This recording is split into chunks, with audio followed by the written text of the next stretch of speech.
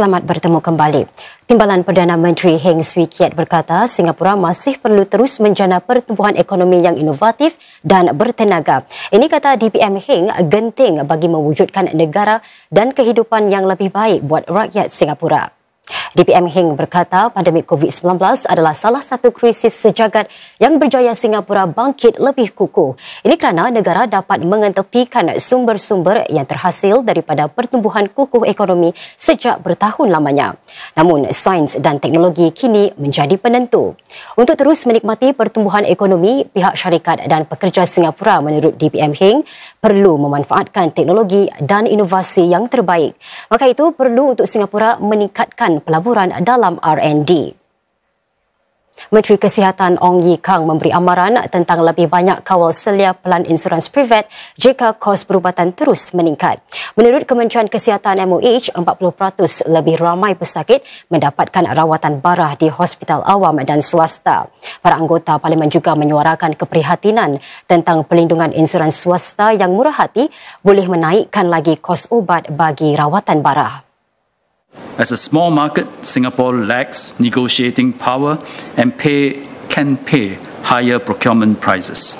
With the Cancer Drug List or CDL announced in August 2021, drug companies have lowered their prices in order to include their drugs in the CDL so that they can get financial coverage, namely subsidy plus Medishield Life and IP coverage.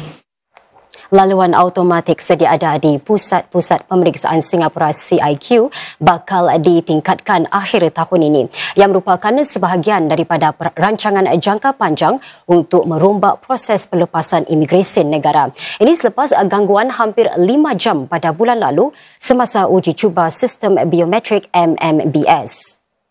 In the end, the recovery process took about 4.5 hours and the MMBS recovered around 3 p.m.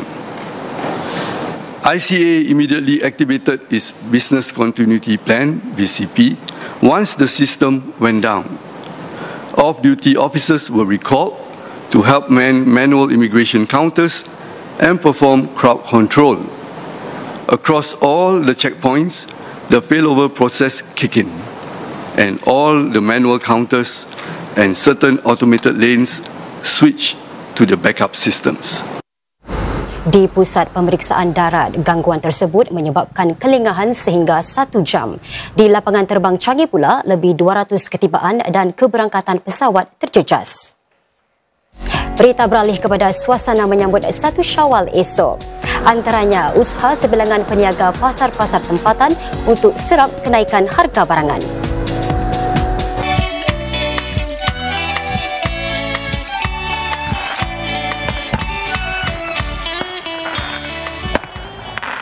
Arab Saudi dan majoriti negara Arab seperti Emirat Arab Bersatu, UAE dan Qatar menyambut Syawal hari ini selepas pihak berkuasa masing-masing melaporkan kelihatan anak bulan Syawal malam semalam. Namun Oman bakal menyambut Aidilfitri esok seperti kebanyakan negara Asia Tenggara. Para jemaah di kota Mekah membanjiri Masjidil Haram sejak subuh tadi bagi melaksanakan solat Aidilfitri. Mahkamah Agung Saudi mengumumkan Ramadan dan ibadah berpuasa hanya 29 hari tahun ini kerana bulan Syawal dilaporkan kelihatan malam semalam. Di Baitul Maqdis, orang ramai turut berpusu-pusu ke Masjidil Aqsa bagi solat Id pagi tadi. Ini di tengah-tengah ketegangan antara Palestin dengan Israel yang semakin memuncak sejak kebelakangan ini. Saudara, sebilangan besar peniaga di Pasar Jurong West dan Geylang Serai cuba menyerap kenaikan harga barangan. Kebanyakan barangan keperluan hari raya seperti ketupat, santan dan daging dikekalkan harganya seperti tahun lalu. Wartawan Nazira Jamsuri melaporkan. Cuaca hujan pagi tadi tidak menghambat orang ramai untuk datang berpusu-pusu ke Pasar Jurong West ini untuk dapatkan keperluan menyediakan juadah hari raya. Di gerai ini misalnya, pelanggan datang bertali arus dengan ada sudah mula berbelanja seawal 5.30 pagi. Meskipun harga barangan melonjak, Cik Jumasih dan sebilangan peniaga lain tidak menaikkan harga pada musim perayaan ini. Sebenarnya tahun ini saya cuba nak serapkan harga ketupat saya dan lepat $1 saja instead of 120. Saya nak biar kita semua merasa pasaran market semua tinggi kan. So saya maintain to $1. Itu harga tahun yang sudah. Setahun sekali kita biarlah kasih orang makan Jadi apa yang nak naikkan harga. Jadi saya tak naikkan harga biasa. Namun, ada juga kedai yang menaikkan harga sekitar 1%, tetapi para pelanggan rata-rata memahaminya kerana keadaan ekonomi sekarang. Kalau mahal pun nak patut-patut lah kan, kita pun memang dah tahu kan harga semua dah naik. Okey-okey lah, pada kakak okey-okey lah. Saudara, jika di pasar Jurong West tadi, orang ramai sudah datang seawal 5.30 pagi lagi untuk membeli belah. Namun di pasar Geylang Serai ini, mereka sudah datang seawal 3 pagi lagi untuk membeli barang-barang keperluan Hari Raya. Ini termasuk ketupat, lepat dan juga lemang. Ada yang takut tak dapat ramuan yang diperlukan. Diorang semua takut elakkan daripada ramai orang, dan sekarang ni sambutan dia pun masih ada. Pasal sekarang masih awal dan kita punya kelapa, santan, parut semua dah habis juga. Seawal 9 pagi dah habis. Saya pun baru juga jual di sini lah, tapi alhamdulillah saya tengok sambutannya tu kan lumayan juga. Meskipun sesak, para pelanggan tetap gairah membuat persiapan akhir membeli apa yang diperlukan untuk siapkan hidangan di pagi Syawal. Kita bekerja di hari yang lain. Inilah waktu-waktu yang sesuai lah untuk kita beli barang-barang dapur atau barang untuk juadah. Alhamdulillah sederhana tapi completed lah. Everything is complete. So tinggal balik masak malam. Ada juga yang berbelanja lebih kerana menjangkakan lebih ramai tetamu tahun ini.